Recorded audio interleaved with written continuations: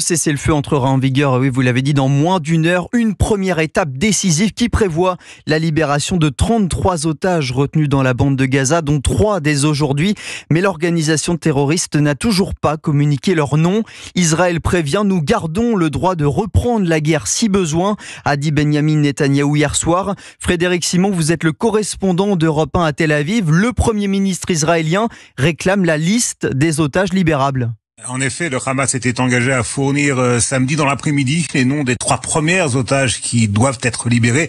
Ça n'a pas été le cas et Benyamin Netanyahou a réagi à ce retard en affirmant qu'Israël ne progressera pas dans la mise en œuvre de l'accord tant que les noms ne lui seront pas communiqués. Mais au-delà des réactions officielles, les médias israéliens rapportent que les dirigeants de l'État hébreu ne s'inquiètent pas outre mesure de ce délai qu'ils attribueraient au chaos qui règne dans la bande de Gaza. Selon la chaîne d'information saoudienne Al Arabiya, le Hamas ne fournira les noms des 3 otages que lorsque ces 3 captives seront transférées dans un lieu sécurisé.